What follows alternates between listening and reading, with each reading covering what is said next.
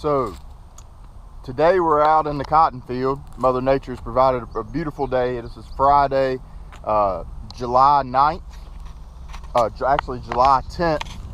And we're out here, we're looking at a cotton field that's funded by the Virginia Cotton Board as well as the Virginia State Support Committee, Cotton Incorporated State Support Committee. And this is a plant population by planting date study that we're looking at by variety. So we have 4 planting dates from the first week of May through the first week of June.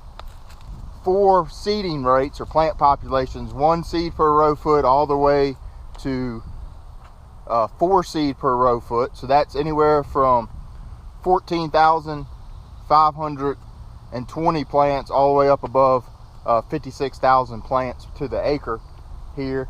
And what we're really looking at is the differences in growth and planting date here in this field and the 8 varieties. So here we have a variety. This is 1 seed per row foot right here.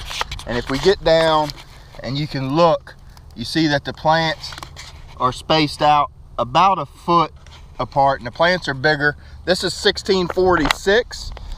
We can, as we look at this plant, we look down in the architecture of the plant and find the first fruiting branch, which is this branch right here. And we've already set 3 squares. This was planted on May 4th and we're starting to produce a little candle there. So it's not going to be long. It looks like we might have to come out and maybe treat. As you can see right there on that plant, there's a little tarnished plant bug that's crawling around on that large square right there. So out here scouting, but also out here looking at how the crop is growing. Square retention on this one plant is very high.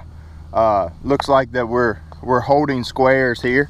As we move over to this is actually a different variety. This is Stoneville 4550. This is planted at 2 seed per row foot. So we look right here and you can see plant spacing is a little bit closer together as we look at this plant spacing. So 2 seeds per row foot here. And again, we're setting fruit. Fruit retention is high. This field has not been sprayed for plant bugs. We're going to jump over. Now we're looking at 3 seeds per row foot, and this is Phytogen 340 in this plot right here.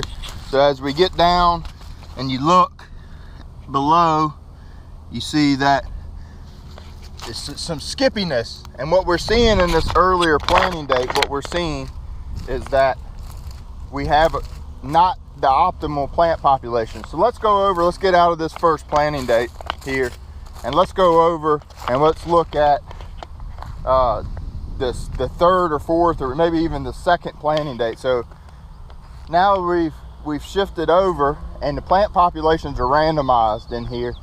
But we're going to look, here's the 2nd planting date, I believe, and this is 1 seed per row foot. As you can tell, a little bit more consistent plant population. As we move over, you're going to see a difference in the height of the cotton drop, and that's the later planting date. So here we're at the 3rd planting date. So this was planted about the 20th of May. And if you look, we still have some skippy populations. This is 1 seed per row foot. This cotton is just starting to put on a square.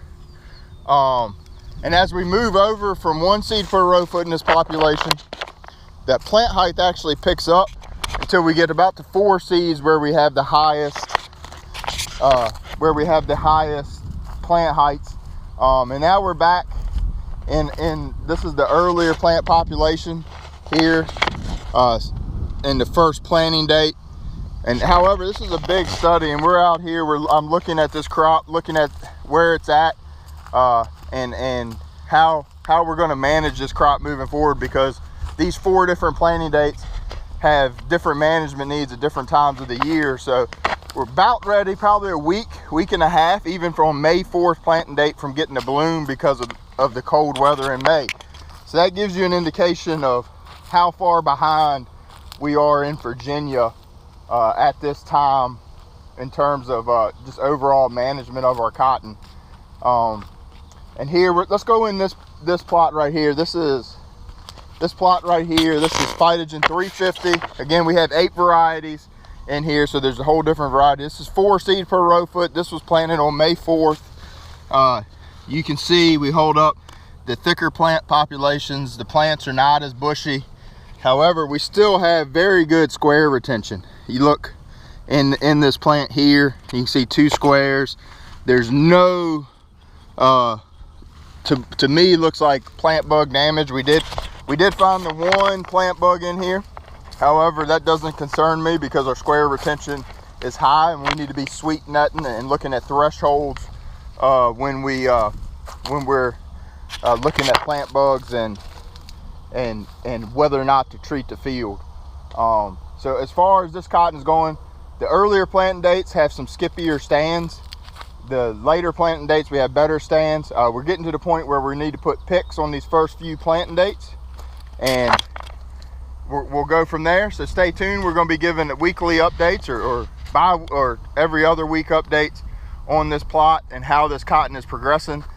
We look forward to y'all tuning in and keeping track of this planting date study that we have here at the Tidewater AREC. Thank you.